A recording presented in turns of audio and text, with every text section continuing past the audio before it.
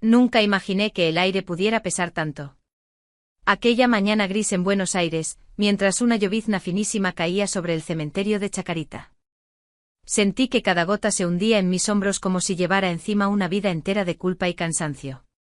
El pasto húmedo despedía ese olor a tierra recién abierta.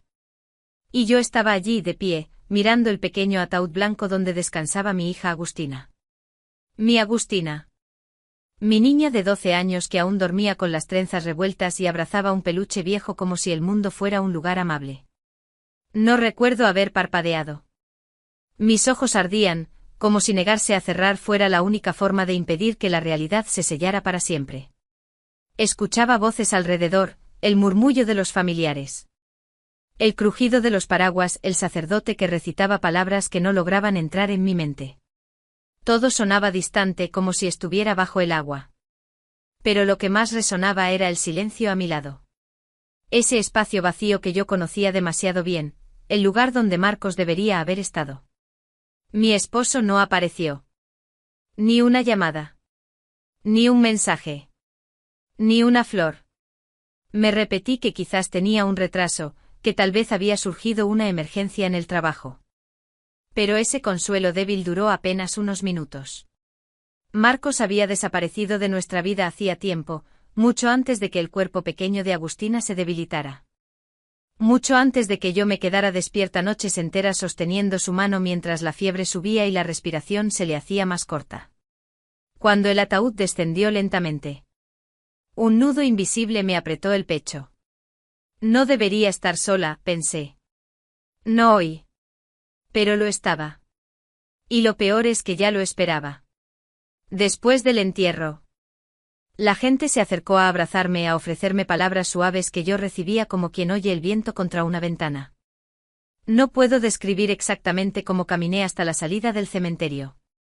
Todo se mezclaba, el barro pegado a mis zapatos, el llanto de una tía lejana. Un murmullo que decía pobre Lucía. Fue entonces cuando mi celular vibró. Lo miré con un temblor en las manos que no sabía si era frío o rabia contenida. Era un mensaje de Marcos. Reunión importante. Te llamo después. Ni un lo siento. Ni un ¿cómo estás? Ni una sola palabra que reconociera que acabábamos de enterrar a nuestra hija. Sentí una punzada en el estómago, esa mezcla cruel entre incredulidad y resignación. Pero antes de que pudiera guardar el teléfono en mi bolso, otro detalle apareció en la pantalla, la ubicación desde donde le enviaba el mensaje. Me quedé helada. No era su oficina. No era la empresa. No era siquiera Buenos Aires. El mensaje provenía de Mar del Plata, concretamente del Costa Dorada Resort. Uno de los hoteles más lujosos de la costa argentina. Un lugar donde las habitaciones tenían vista al mar y servicio de masajes privados. Donde las piscinas parecían espejos de cristal y las fotos de influencers inundaban las redes cada verano. Él estaba ahí. En un resort. Mientras yo despedía a nuestra hija en un cementerio. Me quedé inmóvil unos segundos con el celular aún iluminando mis dedos. Como si la pantalla fuera una fuente de luz tóxica que me revelaba la verdad que llevaba meses sintiendo pero que por alguna razón, me había negado a aceptar. El dolor en mi pecho no desapareció, simplemente se transformó. Se afiló. Se calentó. Y algo en mí, algo que llevaba demasiado tiempo roto, comenzó a despertar. No sabía exactamente qué iba a hacer. Pero sí supe en ese instante que el duelo ya no era el único motor de mi respiración. Había comenzado a nacer otra cosa, una ira tranquila, profunda, peligrosamente clara. La clase de ira que no grita. La que planea. Mientras salía del cementerio. Aún con el olor a tierra húmeda impregnado en la ropa, mi mente empezó a abrir puertas que yo misma había cerrado por cansancio. Puertas que llevaban semanas. Meses, quizás años golpeando desde adentro pidiendo ser escuchadas. Me descubrí caminando como si no tuviera peso en las piernas. Pero con la cabeza llena de imágenes que regresaban en oleadas, suaves al principio, luego más nítidas, como si la memoria quisiera reconstruir, pieza por pieza. ¿Cómo habíamos llegado hasta aquí? El primer recuerdo que me atravesó fue una tarde de otoño, en el living de casa. Cuando Agustina apenas podía mantener los ojos abiertos por la fiebre. Yo le sostenía la frente con un paño frío mientras ella murmuraba mi nombre. Marcos no estaba. Había dicho que tenía una reunión inaplazable. Esa palabra, inaplazable, la repitió tantas veces que terminó perdiendo significado para mí. Todo era inaplazable menos su hija. Agustina me preguntó si papá iba a venir. Le dije que sí, que solo se estaba demorando un poco. Aprendí a mentir con suavidad para no romperle el corazón. La segunda imagen vino con un golpe de viento frío cuando llegué a la esquina del cementerio, yo sentada en el pasillo del hospital. Con los ojos ardiendo después de 30 horas sin dormir. Agustina estaba internada, cada respiración suya parecía un acto de valentía. El médico había dicho que lo crítico eran las próximas 12 horas. Entonces llamé a Marcos, prácticamente suplicando, necesito que estés acá. Necesitamos estar los dos. Él respondió con un suspiro. Estoy en plena negociación, Lucía. No puedo irme así nomás. Termino y voy. Pero no vino. Nunca llegó. La tercera imagen fue la más dura, la que siempre evitaba mirar directamente, la última noche de Agustina. Yo sentada a su lado. Escuchando ese sonido frágil que hacía su respiración. Afuera llovía y cada gota en la ventana parecía marcar un segundo menos que me quedaba con ella. Marcos me había prometido que regresaría temprano. Me aferré a esa promesa como quien se aferra a un borde para no caer al vacío. A las 2 de la madrugada. Agustina abrió los ojos apenas. Mamá, ¿papá viene? No pude responder. Solo le acaricié la mejilla. Ella cerró los ojos de nuevo. Lo llamé 3 veces esa noche. 3 veces. La llamada no entró o él no quiso atenderla, no sé qué es peor. Agustina murió al amanecer. Y yo estaba sola. Mientras caminaba ahora por la vereda mojada rumbo a casa, con el bolso pesado y el celular aún en la mano. Entendí algo que durante mucho tiempo había tratado de ignorar. Marcos no había desaparecido de un día para otro, había estado borrándose lentamente paso a paso. Excusa tras excusa, hasta que un día simplemente dejó de estar. No fue la enfermedad de Agustina lo que destruyó nuestro matrimonio. Fue su cobardía. Fue su ausencia convertida en rutina. A medida que avanzaba por las calles silenciosas de Buenos Aires, una duda comenzó a crecer dentro de mí, tenue primero. Luego más firme, ¿estaba haciendo realmente Marcos durante todas esas reuniones y viajes de trabajo? Ya no tenía solo dolor. Tenía preguntas. Y por primera vez en mucho tiempo, tenía la valentía para querer las respuestas. Empujé la puerta de casa. El aire estaba quieto. Casi ajeno a la tragedia que acababa de ocurrir. Dejé las llaves sobre la mesa y sin quitarme el abrigo. Caminé directo hacia el escritorio donde guardábamos los documentos familiares. Era hora de mirar lo que no había querido ver. Me senté frente al escritorio todavía con el abrigo puesto. Sentía el cuerpo pesado como si la tristeza me hubiera endurecido los músculos, pero la mente. La mente estaba despierta, filosa, casi impaciente. Encendí mi laptop. El brillo de la pantalla iluminó la habitación en penumbra. Y por un instante pensé en cuántas madrugadas la había encendido para buscar información médica sobre Agustina. ¡Qué ironía! Ahora la estaba encendiendo para buscar algo completamente distinto. Ingresé a la cuenta bancaria que compartíamos. Lo había hecho miles de veces. Siempre para pagar servicios o revisar nuestros gastos ordinarios. Pero esta vez tenía otra intención. Tenía una sospecha que no se alimentaba de celos, sino de algo más frío y concreto, de patrones. Los movimientos aparecieron uno por uno como un desfile incómodo. Al principio todo parecía normal. Supermercado. Farmacia. El colegio de Agustina. Pero entonces empecé a verlos. Retiros en efectivo. Grandes.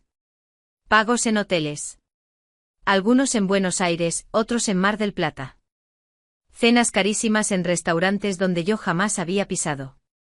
Servicios de spa, masajes, tratamientos reductores. Todo ello dentro de semanas en las que Marcos me había dicho, estoy hasta el cuello de trabajo. Estoy quedándome hasta tarde. Hay que asegurar este contrato. Lucía. Deslicé el cursor lentamente, casi con miedo de reconocer que esto no era un error. Pero cuanto más avanzaba, más claro se volvía, estos no eran gastos aislados, eran un patrón. Un patrón sostenido, regular, casi metódico. Lo peor fue ver el detalle que él siempre había negado necesitar, habitación doble. Tragué saliva, sentí un calor extraño subir desde el estómago hasta el pecho. Era una mezcla entre estupor y una indignación nueva, distinta a la del cementerio. Una indignación que llevaba un nombre, traición. Abrí una nueva pestaña. No sé en qué momento empecé a temblar levemente. Ingresé a las redes sociales. Revisé las fotos etiquetadas con su empresa, sus colegas, los viajes. Y allí apareció algo que jamás había visto, pero que se sintió como un golpe directo a un lugar que yo creía haber vaciado hacía horas. Una foto en Mar del Plata. La piscina infinita del Costa Dorada detrás. El mar azul de fondo. Y en primer plano, una joven de no más de 26 años, Luana Ferreira. Morena, ojos brillantes, sonrisa amplia de quien no conoce límites ni responsabilidades. Sentada en la reposera del hotel. Gafas oscuras, un cóctel rosado en la mano. Nada extraordinario, excepto por un detalle. Un reflejo. En la lente de sus gafas se veía la silueta de un hombre tomando la foto. Un hombre cuya postura, manos y perfil lateral yo conocía demasiado bien. Marcos. Mi esposo. El padre ausente en el funeral de nuestra hija. Abrí la foto, amplié el reflejo. No había duda. Y por primera vez desde que Agustina enfermó, no lloré. Sentí algo distinto, una claridad brutal. Una especie de silencio interno, como si mi mente hubiera pasado de tormenta a espejo. Ya no estaba confundida. Ya no estaba esperando explicaciones. Ya no estaba inventando excusas para él. Le di un golpe seco a la laptop y la cerré. El sonido resonó por toda la casa. Me quedé allí, respirando hondo con las manos apoyadas sobre la tapa cerrada. La imagen de Luana seguía clavada en mi mente. La imagen de Marcos también. Y entre ambas, una frase que brotó casi sola, se terminó. Pero terminar no significaba romper y llorar. No. Esta vez, terminar significaba actuar. Tomé el celular.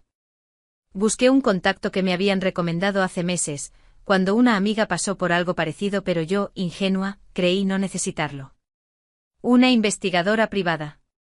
Marqué el número. Esperé. Una voz firme respondió, Eleanor Paz, dígame. Respiré hondo. Necesito saber toda la verdad sobre mi esposo. Y la necesito ahora. Mientras pronunciaba esas palabras, comprendí que algo dentro de mí ya había cambiado definitivamente. El duelo seguía allí latiendo, pero ahora tenía otro compañero, determinación. Y no pensaba detenerme. A la mañana siguiente, con el mismo abrigo que aún conservaba el olor del cementerio, caminé hacia un café antiguo de San Telmo. El lugar tenía esas luces cálidas que parecen inventadas para consolar a los que llegan rotos. Me senté cerca de la ventana, con las manos entrelazadas para evitar que notaran el temblor. A los pocos minutos, una mujer de porte sereno, cabello oscuro recogido y mirada afilada, entró como quien ya sabe que está a punto de escuchar una historia difícil. ¿Lucía Benítez?, preguntó. Asentí. Ella se presentó con voz firme, Eleanor Paz, investigadora privada.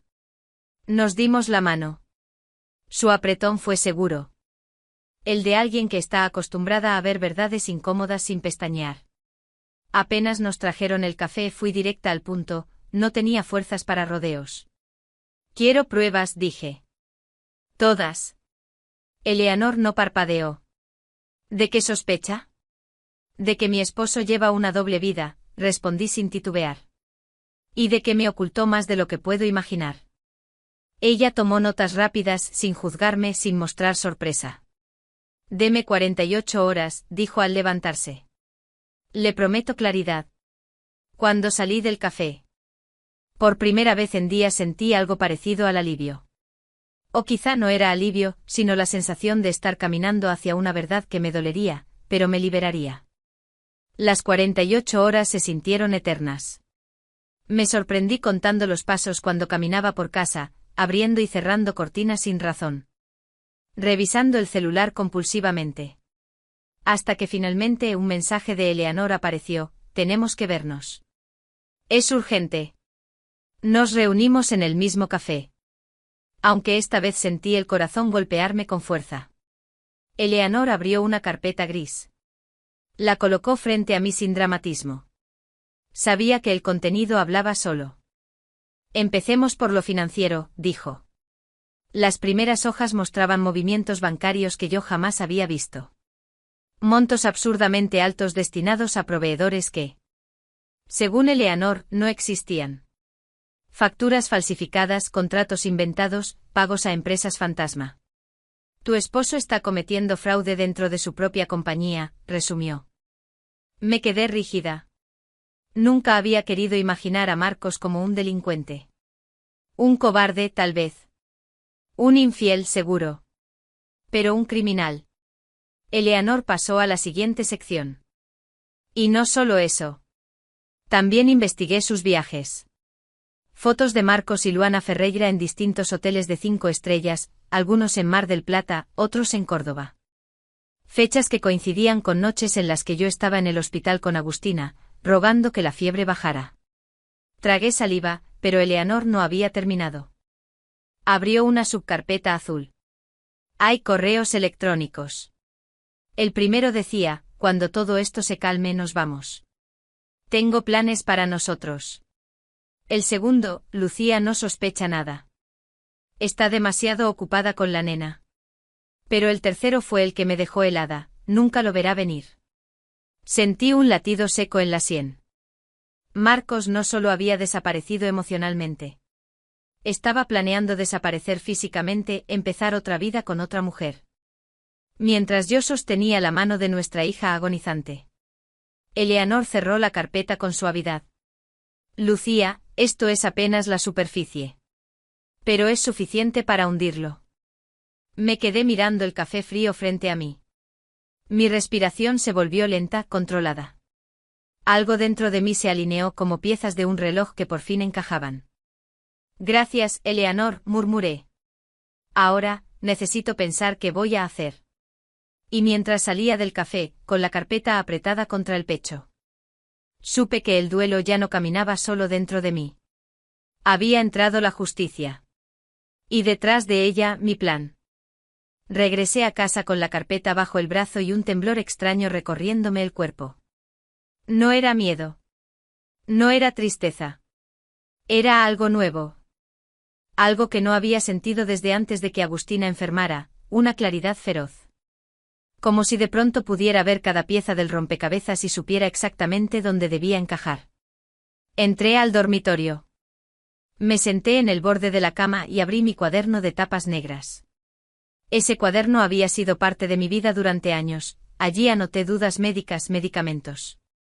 Horarios de fiebre, citas con especialistas. Era un testigo silencioso del deterioro de mi hija, y también del deterioro de mi matrimonio. Hoy le daría un uso distinto. En la primera página limpia escribí: plan para la verdad. No puse plan de venganza. No hacía falta. El nombre real estaba implícito. Comencé a detallar cada paso. Cada escenario posible, cada reacción probable de Marcos. Yo lo conocía mejor que nadie. Sabía cómo hablaba cuando mentía, cómo desviaba la mirada cuando quería manipular. Cómo elevaba apenas la ceja derecha cuando se sentía superior. Y sobre todo sabía algo: Marcos solo entendía la verdad cuando ésta le golpeaba en la cara. Abrí la carpeta que Eleanor me había entregado. La extendí sobre la cama como quien despliega un mapa de guerra, los movimientos bancarios falsos, las facturas truchas. Las fotos con Luana, los correos electrónicos. Todo estaba allí, ordenado, brillante en su crueldad. Luego encendí la computadora y busqué todas las grabaciones caseras de Agustina, sus cumpleaños, las veces que se reía tanto que terminaba llorando. Cuando patinaba por primera vez, cuando me gritó: «Mírame mamá», desde la hamaca del parque. Seleccioné fragmentos cortos. No quería torturar a Marcos, quería que viera lo que él eligió abandonar. Armé un vídeo de apenas 2 minutos. 2 minutos bastaban para desnudarlo por dentro. Mientras el archivo se exportaba, llamé a una abogada que una amiga me había recomendado meses atrás, cuando yo todavía creía que estaba exagerando el sospechar de Marcos. Le expliqué la situación, sin adornos, sin dramatismo, y ella me dio instrucciones precisas: qué documentos preservar, qué copias generar, qué mensajes guardar. Todo debía ser impecable. Todo debía ser legal. Después de colgar, sentí que el plan había tomado forma. No era una explosión desordenada de rabia, era un camino. Y debía llevarlo hasta el final. Me levanté, tomé el celular y escribí el mensaje que marcaría el inicio de la caída de Marcos: creo que necesitamos hablar. Veámonos en Tigre. Elegí Tigre porque sabía que él no sospecharía nada. Esa casa había sido nuestro refugio familiar durante años. El lugar donde Agustina aprendió a nadar y donde Marcos solía leer el diario los domingos. Era un espacio con recuerdos suficientes como para disimular cualquier intención. Apreté enviar. El mensaje tardó apenas segundos en mostrar el doble tilde. Y la respuesta llegó tan rápido que casi me hizo sonreír. Perfecto. Estoy libre mañana. Decime la hora. Libre. Qué palabra tan suelta. Tan ajena al peso que yo llevaba encima. Marcos aceptó sin preguntas, sin dudas, convencido de que aún tenía el control. Tal vez creyó que yo lo estaba citando para reconciliarnos, para llorar juntos, para buscar explicaciones que él jamás había estado dispuesto a dar. Jamás imaginó lo que realmente lo esperaba. Cerré el cuaderno. Guardé la carpeta en mi bolso. Y mientras miraba por la ventana el cielo opaco de Buenos Aires, sentí algo que casi me sorprendió: no miedo. No culpa. Sino la certeza absoluta de que por primera vez en mucho tiempo, yo tenía el control. La casa en Tigre sería el escenario. Marcos sería el protagonista de su propia revelación. Y yo, sería quien le mostrara sin levantar la voz la verdad que siempre creyó poder ocultar. La tarde en Tigre tenía ese silencio espeso que solo aparece justo antes de una tormenta. El río estaba quieto, grisáceo. Como si también contuviera la respiración. Yo había llegado 1 hora antes para preparar todo. Coloqué la carpeta sobre la mesa del comedor. Conecté la notebook al televisor y dejé el control remoto al alcance de mi mano. Quería que cada pieza estuviera exactamente donde debía estar. Mientras esperaba, una mezcla de ansiedad y calma extraña me recorría el cuerpo. No era un temblor. No era miedo. Era la certeza de que ese día iba a cambiarlo todo. A las 6 en punto escuché el sonido de piedras crujiendo bajo los neumáticos. Marcos había llegado. Respiré hondo. La puerta se abrió sin timbre. Como si todavía creyera que este era su territorio. Entró con una camisa clara, lentes de sol y una sonrisa que solía engañar a todo el mundo, menos a mí. Traía un bolso pequeño, como quien viene a pasar un fin de semana de reconciliación. Hola, Lu, me dijo con esa familiaridad que ahora me resultaba casi ofensiva. Vine en cuanto pude. Asentí con una sonrisa mínima, una que no llegó a mis ojos. Gracias por venir, respondí señalándole la mesa. Quiero hablar de algunas cosas. Se sentó frente a mí, relajado, apoyando un brazo sobre el respaldo de la silla. Obvio. Estamos pasando un momento difícil, pero, hizo una pausa ensayada, podemos arreglarlo. ¿Arreglarlo? ¡Qué palabra tan vacía! Abrí la carpeta. Saqué el primer documento, los extractos bancarios de nuestra cuenta conjunta. Con retiros que él había marcado como gastos médicos o trabajo, pero que Eleanor ya había desmontado uno por uno. Se los deslicé por la mesa. Marcos frunció el ceño. ¿Qué es esto? Quiero que lo leas, dije suavemente. Miró las páginas, su mandíbula apretándose apenas. Son gastos de trabajo, balbuceó. No entiendo por qué los traes acá. Saqué otra hoja, una factura de un hotel 5 estrellas en Mar del Plata, con fechas que coincidían exactamente con una de las peores crisis de Agustina. ¿Este también es trabajo? Pregunté con voz firme. Marcos tragó saliva. Lu, no es lo que pensás. Todavía no te dije qué pienso. Sus ojos se movieron rápido hacia la puerta, como si ya estuviera buscando una salida. Pero yo seguí tranquila, casi inmóvil. Coloqué sobre la mesa el siguiente grupo de pruebas, capturas de redes, fotos donde él aparecía feliz, bronceado, rodeado de mar, cócteles y la sonrisa de Luana Ferreira. En una de las fotos, él le daba un beso en la mejilla. ¿Querés explicar esto también? Pregunté. Respiró hondo, intentando recomponer su fachada. Lu estaba confundido. Estaba estresado. No sabía manejar la enfermedad de Agus. Yo necesitaba un escape. La palabra escape me cruzó el pecho como un golpe seco. Un escape. Repetí. Yo también necesitaba un escape, Marcos.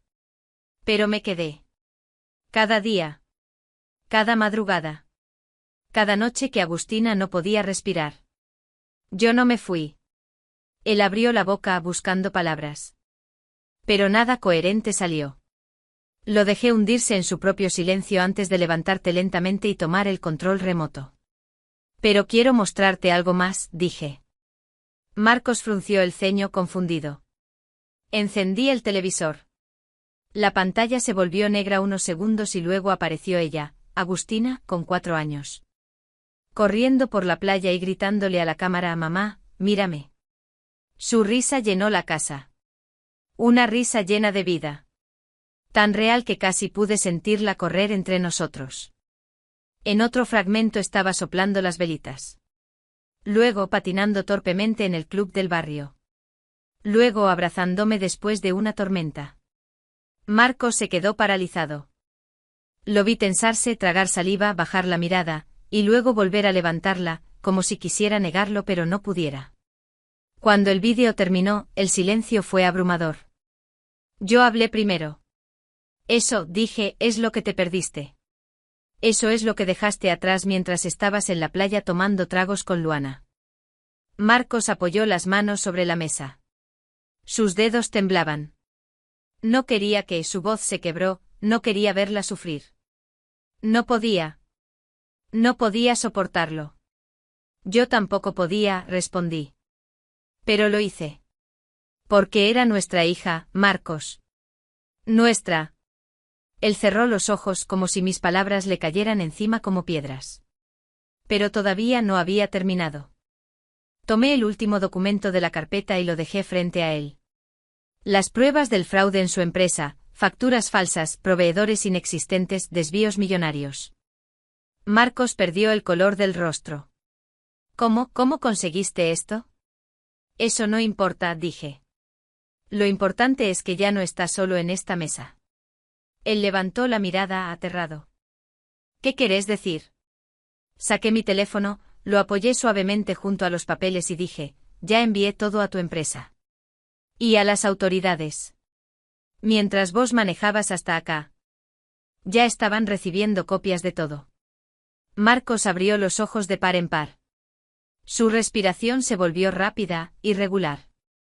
Lucía, no podés hacerme esto. No te estoy haciendo nada. Mi voz era tranquila, casi suave. Solo estoy mostrando lo que vos mismo hiciste. Se puso de pie de golpe, empujando la silla hacia atrás. Me vas a arruinar la vida. Gritó. Vos arruinaste la tuya, respondí. Yo solo dejé de cubrirte. Marcos dio un paso hacia mí, como si buscara recuperar poder. Pero su gesto se desinfló enseguida cuando vio la firmeza de mi mirada. Ándate, dije finalmente. Esta ya no es tu casa. Lu, por favor, ¿podemos hablarlo? No. Ya escuchaste suficiente. Y yo también. Se quedó quieto, respirando rápido como un animal acorralado que recién ahora entiende que no tiene escapatoria. Ándate, repetí. Señalando la puerta. Después de un largo segundo tomó su bolso, evitando mirarme, y caminó hacia la salida con pasos torpes. Su figura se recortó contra la luz del atardecer. Por un momento pensé que se daría vuelta. Pero no lo hizo. La puerta se cerró detrás de él. El silencio volvió más denso que antes. Y entonces, por primera vez en meses, sentí que podía respirar. Caminé hasta el ventanal que daba al río. Afuera el agua ya no estaba tan quieta, pequeñas ondas comenzaban a formarse. Como si una tormenta estuviera naciendo en la distancia. O tal vez como si la tormenta se hubiera ido con Marcos. Encendí mi celular. Decenas de notificaciones comenzaron a aparecer, mensajes de la empresa, llamadas perdidas, alertas de prensa, correos con asunto urgente. El mundo de Marcos acababa de estallar. Y yo por primera vez en mucho tiempo. Cerré los ojos y dejé que el viento que venía del río me tocara la cara. La tormenta había comenzado.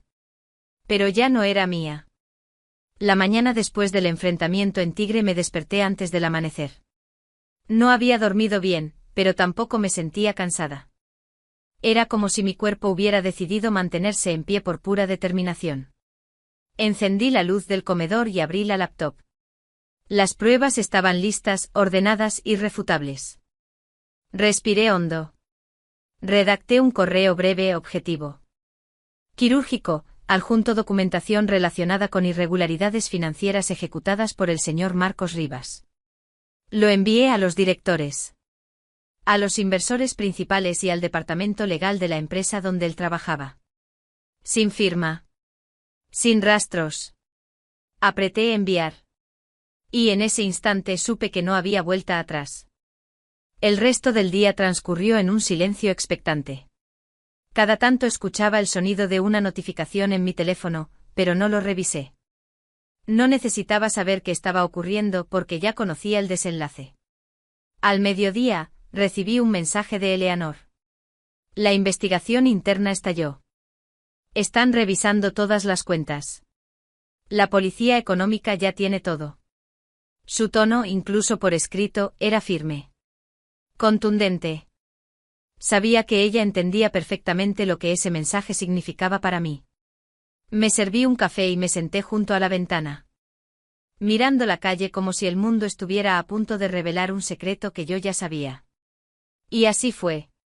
A las 3 de la tarde. La primera notificación importante apareció en mi celular. Una alerta de un diario digital: detienen a ejecutivo porteño por fraude millonario y doble vida sentimental. Mi corazón dio un pequeño salto, no de alegría, sino de una mezcla extraña de alivio y solemnidad. Era real. Estaba pasando. Abrí el artículo. No mencionaban mi nombre ni el de Agustina, algo que agradecí. Pero sí describían a Marcos como el responsable de un esquema de desvíos financieros investigado por la Policía Federal y la Unidad de Delitos Económicos. También incluían una foto borrosa tomada desde lejos, Marcos esposado, siendo escoltado fuera de su oficina en pleno microcentro porteño. Sus ojos estaban abiertos de par en par. Desorbitados, como si recién entonces comprendiera que el castillo que había construido era de arena. El vídeo que acompañaba la nota lo mostraba intentando cubrirse el rostro mientras los periodistas le gritaban preguntas. ¿Es cierto que financió viajes con dinero de la empresa? ¿Qué nos puede decir sobre su relación paralela? Sentí un escalofrío, no de miedo sino de gravedad. Era el tipo de imagen que se queda pegada para siempre. Eleanor me llamó minutos después. Ya está hecho, me dijo con voz firme. Lo van a indagar hoy mismo. No tiene cómo zafar. Yo cerré los ojos un momento. No dije nada. No hacía falta. Al caer la tarde el teléfono sonó con un número desconocido. Sabía perfectamente quién era. Lo dejé sonar. Una vez. 2. 3. No atendí. Esa noche volvió a llamar desde un interno carcelario. El nombre Marcos Rivas apareció en la pantalla como un fantasma del que ya no formaba parte. No atendí tampoco. Me quedé escuchando el silencio de mi casa. Un silencio diferente al de los meses anteriores. Este no era un vacío. Era un cierre. Un punto final necesario. Marcos había caído. Y yo por fin. Había dejado de caer con él. Después de la detención de Marcos, la vida pareció detenerse durante unos días. No porque necesitara procesar nada sobre él, esa etapa ya había terminado, sino porque por primera vez en mucho tiempo, tenía frente a mí un espacio vacío. Un silencio que no dolía. Un silencio que podía llenarse de algo nuevo. Y lo primero que decidí llenar fueron las casas. La casa grande de Buenos Aires, donde cada habitación guardaba un eco de Agustina, y la casa en Tigre, que había sido testigo del final de mi matrimonio, ya no eran lugares donde pudiera crecer. Eran escenarios congelados en el tiempo. Llenos de recuerdos hermosos, sí, pero también de ausencias insoportables. Y de una energía que ya no me pertenecía. Puse ambas propiedades en venta con una rapidez que sorprendió incluso a la inmobiliaria. No quería pensarlo demasiado. No quería quedarme atrapada en la nostalgia paralizante. Una semana después firmé los papeles y, con ese dinero, alquilé un departamento pequeño en Núñez. Era luminoso, cálido. Con un ventanal enorme que daba a una calle tranquila bordeada de jacarandás. Nada lujoso. Nada ostentoso. Solo, mío. La primera noche que dormí allí sentí algo que hacía meses no aparecía, descanso verdadero. Como si el peso en el pecho hubiera aflojado apenas unos milímetros. Como si ese espacio me diera permiso para volver a ser yo. Empecé a caminar por el barrio cada mañana. Caminadas largas, silenciosas, sin destino. A veces llevaba la cámara. Otras veces solo las manos en los bolsillos y la cabeza ocupada en nada, lo cual era un alivio inmenso después de tanto tiempo viviendo en modo supervivencia. La fotografía volvió a entrar en mi vida casi sin que me diera cuenta. Había olvidado cuánto me gustaba capturar luces, sombras, gestos cotidianos. Desde la ventana de mi departamento fotografiaba pájaros, parejas que paseaban de la mano, bicicletas que pasaban como ráfagas. Eran imágenes simples. Pero tenían algo que me conmovía, estaban llenas de vida. Un día, sin planearlo, subí algunas fotos a redes. Gente del barrio empezó a comentarlas, a preguntarme si hacía trabajos. Si daba clases. Eso me hizo sonreír. Después de tanto dolor, recibir algo tan sencillo como un elogio se sentía casi revolucionario. También volví a conectar con amigas que había dejado de ver durante la enfermedad de Agustina. No porque ellas no estuvieran, muchas habían insistido en acompañarme, sino porque yo no tenía fuerza para sostener ningún vínculo. Ahora sí. Y sentarme a cenar. Reírme con anécdotas que antes no tenían gracia, sentir un abrazo sin romperme, todo eso fue sanación real. Incluso me uní a un grupo comunitario que organizaba actividades en plazas y merenderos. Allí escuché historias de familias que luchaban con enfermedades largas. Tratamientos costosos y un sistema que muchas veces no daba abasto. Esas historias me atravesaron de una manera brutal. Porque yo conocía ese cansancio. Esa esperanza frágil.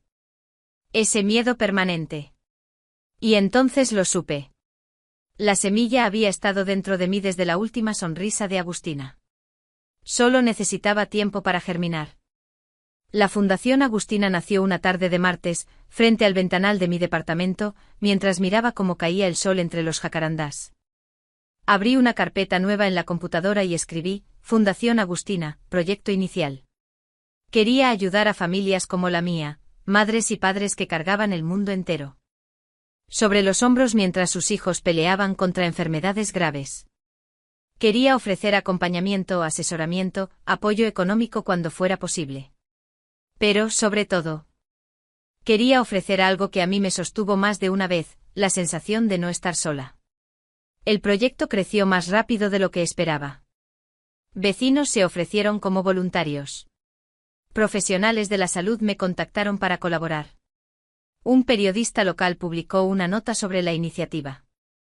En pocas semanas ya teníamos una red sólida. Y por primera vez desde su partida, sentí que Agustina no solo estaba en mis recuerdos. Estaba impulsando algo real. Algo que tocaba otras vidas. La primera actividad pública de la fundación fue una caminata solidaria en Costanera. Llevábamos remeras blancas con un pequeño corazón rosa. El color favorito de Agus. Cuando terminó el evento, mientras escuchaba el murmullo de las familias conversando y riendo, una nena se acercó y me entregó una flor que había recogido del pasto. Es para vos, me dijo con una sonrisa despareja. Mi mamá me contó de tu hija. Sentí un nudo en la garganta.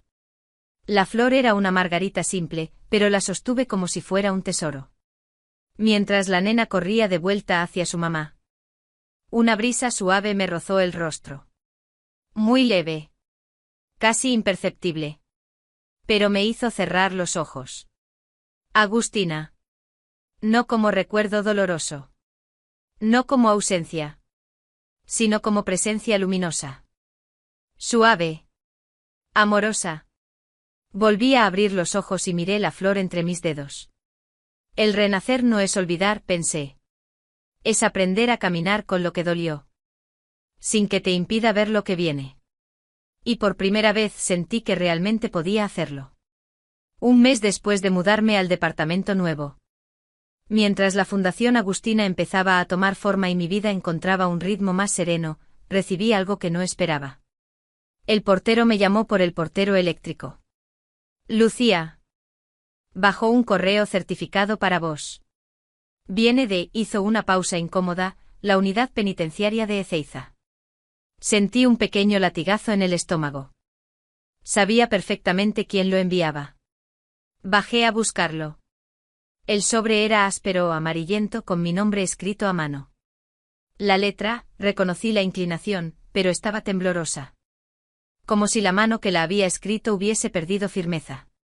Subí de nuevo al departamento y me senté frente al ventanal. Por un momento dudé si abrirlo. No porque tuviera miedo, esa etapa había pasado, sino porque no estaba segura de querer volver a escuchar su voz, aunque fuera en tinta.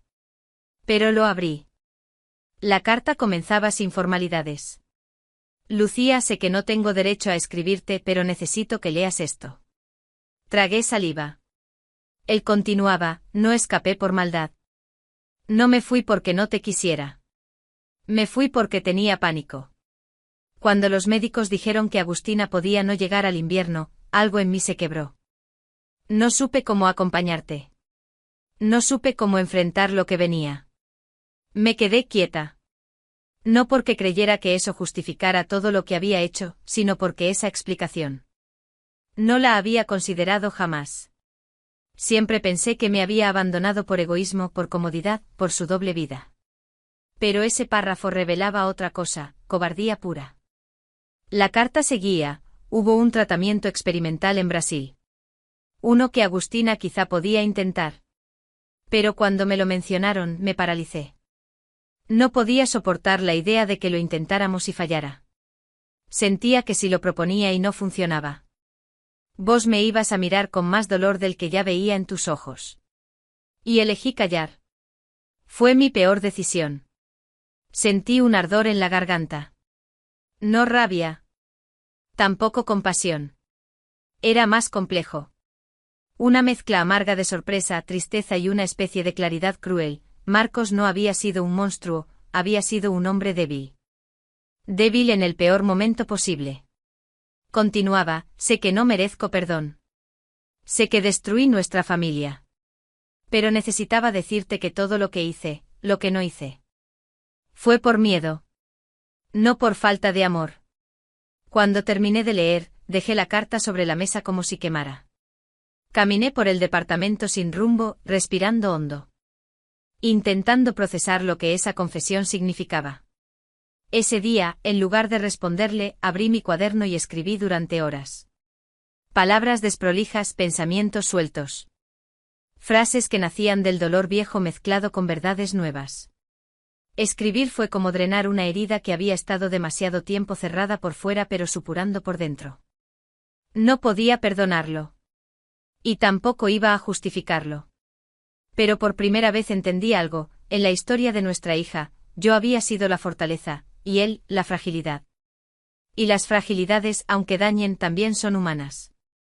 Esa comprensión no borraba nada. No aliviaba nada. Pero ordenaba algo dentro de mí. Como si una pieza suelta, que siempre había crujido, finalmente encajara. Esa noche guardé la carta en un cajón. No por cariño, sino por cierre. Era una prueba más, pero esta vez no para destruirlo, sino para entender la dimensión exacta de lo que habíamos vivido. Al día siguiente, mientras preparaba café, me encontré mirando el vidrio empañado de la ventana y pensé en algo que no había querido enfrentar. Tal vez necesitaba escuchar su voz una última vez. No para él. Para mí. Para poner un punto final que no quedara abierto en mi mente. Tomé el teléfono. Llamé a la penitenciaría. Cuando la operadora preguntó, ¿desea programar una visita? Respiré hondo. Sí, dije. Quiero verlo una última vez. Y al colgar sentí que algo muy dentro de mí se acomodaba al fin. La mañana de la visita amaneció fría, con un viento áspero que corría por las calles de Ezeiza como si también él quisiera mantener distancia de la cárcel. Llegué temprano. No hablaba con nadie. No miraba a nadie. Simplemente avanzaba siguiendo las indicaciones del personal, como quien recorre un túnel que necesita cruzar para llegar al otro lado. Cuando entré a la sala de visitas, el aire era denso. Olía a desinfectante, a metal, a algo que no sabría describir. Un guardia me señaló un cubículo con vidrio blindado. Me senté. Por un instante sentí que el mundo entero se quedaba en silencio. Marcos apareció del otro lado. No era el hombre que recordaba. Ni siquiera la sombra del que había enfrentado en Tigre. Era alguien más pequeño, más frágil, con la mirada hundida y los hombros caídos. Había envejecido años en pocas semanas. Su piel, antes impecable, estaba apagada, sus manos temblaban ligeramente cuando tomó el teléfono. Yo no levanté el mío de inmediato. Lo observé. Intenté comprender en qué punto exacto se había quebrado nuestra historia. Finalmente levanté el auricular.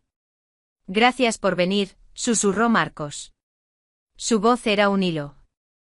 Quebrada, como si las palabras le dolieran. Yo respiré despacio, sosteniendo el teléfono con firmeza. No vine por vos, respondí con calma. Vine por mí. No apartó la mirada. Sus ojos se humedecieron. No hay un solo día en este lugar en que no piense en Agustina, en lo que hice, en lo que no hice. Te fallé. Les fallé a las dos.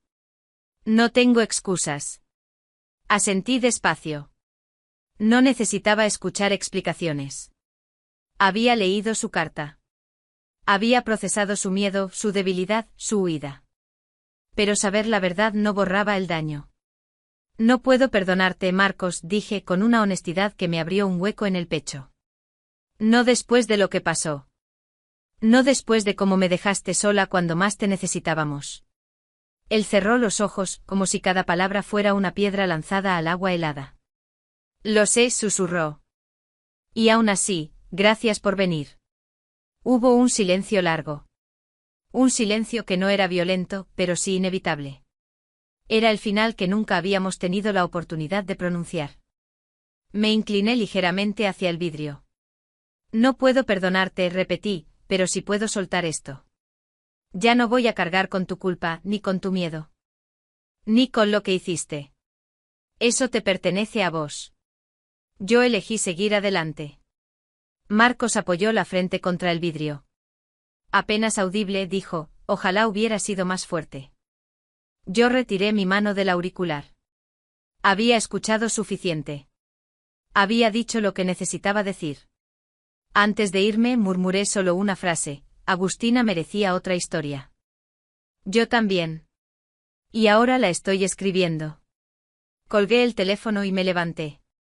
Marcos levantó la mano, como queriendo retener un segundo más ese instante. Pero yo ya no estaba allí. No en su mundo. No en ese pasado. Salí de la cárcel sin mirar atrás. El aire de afuera me golpeó con fuerza, fresco. Honesto, libre. Por primera vez desde la enfermedad de Agustina sentí que mi pecho se expandía sin resistencia, como si el cuerpo finalmente entendiera que ya no estaba atrapado. De vuelta en Buenos Aires, me dirigí a la oficina pequeña que habíamos habilitado para la Fundación Agustina. Las paredes estaban cubiertas con dibujos de niños, fotos de familias. Pequeñas notas de agradecimiento. Todo eso vibraba con una energía que contrastaba profundamente con la frialdad de la prisión. Me recibieron 2 voluntarias y un papá al que estábamos ayudando con un tratamiento costoso. Me abrazaron. Me preguntaron cómo estaba. Sonreí por primera vez en todo el día. Estoy bien, respondí. Mejor de lo que estuve en mucho tiempo. Y era verdad. Pasé la tarde organizando actividades, revisando formularios. Planificando una campaña de apoyo para el mes siguiente. Cada gesto me recordaba por qué había nacido la fundación, para transformar el dolor en un puente, no en un muro. Al caer la tarde caminé hasta la costanera. El cielo estaba encendido en tonos naranjas y rosados. Me apoyé en la baranda y dejé que el viento del río me despeinara. Cerré los ojos. Y sentí algo. Una presencia suave. No física. No audible. Pero inconfundible. Agustina. Como si estuviera conmigo mirando ese atardecer que tantas veces fotografié, solo para ella. El dolor seguía allí, sí. No se va nunca del todo. Pero por primera vez no pesaba. No oprimía. Era un recordatorio dulce de un amor que no desapareció con la ausencia.